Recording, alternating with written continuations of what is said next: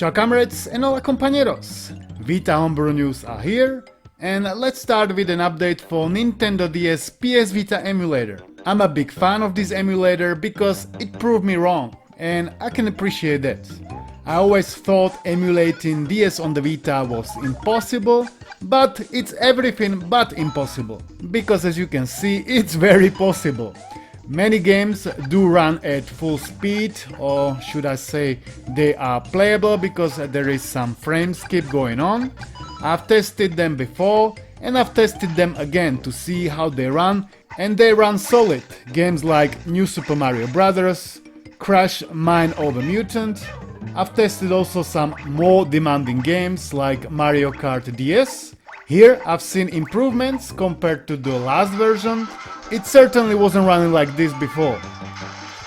Kingdom Hearts recorded about same, that means pretty good. And I have also noticed Advance Wars Dual Strike was now about playable. It wasn't running as bad even before, but there were a lot of visual bugs on the screen, which are now gone, as you can see from the gameplay footage. All of my footage, as always, is with full overclock, same like this footage, it's with full overclock. Emulator now features even indicator in the top right corner with useful information including overclock. This version of the emulator is 0.8 and it's developed by Jarek. You can see all the changes on the screen right now. There were mostly fixes for certain games like Pokemon Black and White, WarioWare Touched and Luminous Arc. There were also some small speed-ups, and sound stretching has been now implemented, so sound crackling shouldn't occur as often. Developer showcased the Pokemon Black on his YouTube channel, and it's quite impressive. I know many people gonna be like, what's the point, just play it on your DS or 3DS, and clearly if you have one, go ahead and play it in there. But if you don't have one, and you have Vita, now you can play at least some games. As I always say, the more options the better. I can definitely enjoy plenty games even right now, like New Super Mario Bros. The only thing I'm missing is making one screen larger and getting completely rid of the second one. Hopefully this feature is coming in the upcoming update. Huge thanks to developer Jarek for keeping at it. If you want to install it, just get a VPK from a GitHub, install it, download ROMs on your phone or PC and transfer it to your UGREEN data/DS Vita folder. All ROMs need to be in .nds format. Now let's check some new releases. First one is a port of Pikuniku by Gloom. I didn't know what to expect of this game, but right after I installed it and tried it, I found out it's 10 out of 10 on the Zealous Chuck scale. Then later, when I was googling some information about it, I found out it's very popular among critics too. The only negative thing being that it's too short, and I think that's a good negative thing. It kind of reminds me a bit of Loco Roco with the aesthetics, but the gameplay is a bit different. It is an indie puzzle adventure game released quite recently in 2019 for all kinds of platforms including Switch, Xbox One, Windows, Linux, and now in 2025 unofficially even PS Vita. In this game you control a Piku through levels filled with puzzles that you need to solve to progress. You kick or push objects onto switches to open doors and access new areas. You can curl into the ball and roll, plus you can also use some other useful abilities. This game is a lot of fun, it has a lot of charm. Some of the game features and effects have been simplified for the best Vita experience, and co-op mode has been cut off completely. Still, I think it's worth trying out if you haven't already. If you want to install it, your PS Vita clearly needs to be hacked. Like for everything I'm talking about in these videos, it always needs to be hacked.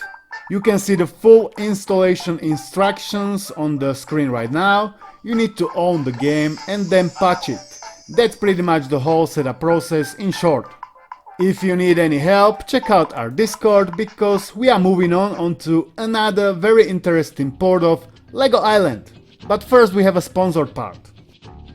Now we are taking a look at this UGREEN Steam Deck dock. It is a 9-in-1 USB-C docking station. It can be used for any kind of Windows or Linux mini PCs, or for Android or iOS devices that support USB-C video output.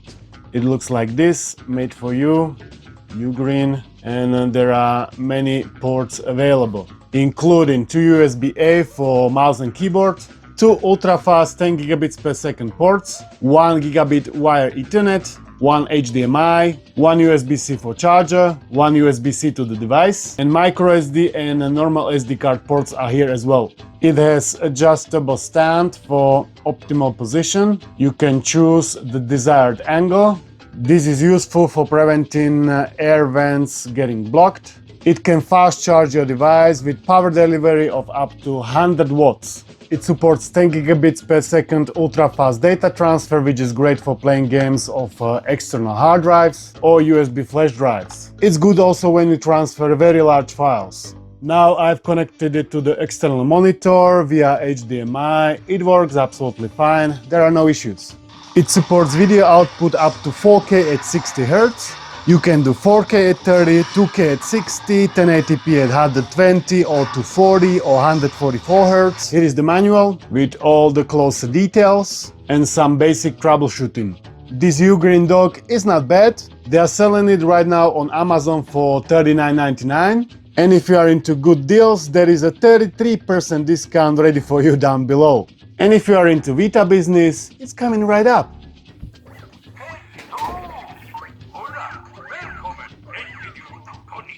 Konnichiwa. So, Lego Island. This port is based on the recent Lego Island decompilations by Allback. Looks like it's also available for a bunch of other platforms, including, believe it or not, Nintendo 3DS. I haven't tried to install it there yet, but I surely will. I've installed it on my PS Vita though, and I was surprised to find out it has a GXM backend. That means it uses Vita's native graphics API, exactly like an official Vita game would, and thus it doesn't require shader compiler plugin. It comes with this cool configurator app, or how to call it, and you can play here with graphic settings. You can lower texture or models quality or anti-aliasing, or you can change control scheme, virtual gamepad, virtual arrow keys or virtual mouse. Very useful indeed. The gameplay itself is running very nicely, but there are some slowdowns in the cutscenes, which is absolutely not a big deal, at least for me. I've never actually played this game before, but I've googled it and it's an open world action-adventure game played from a first-person perspective. The player is able to freely roam around islands, interact with NPCs, build and drive vehicles, and complete several missions. I was able just about to build the car, that was as far as I was able to proceed. Game also features nice colorful manual where everything is explained in full detail. I was reading it because the game and the menus are not as easy to operate if you don't listen to the guy talking to you all the time. For installation, you need to own the official game files, and you can see all the steps on the screen right now. I'm not going into more detail to prevent any action towards this channel, but as always, if there are any issues, there is always Discord. Whoa, now that's a car. We'll bring it out front for you. She's yours. Life's safe now. Oh yeah. Port of Super Mario All-Stars by ReiHEN follows.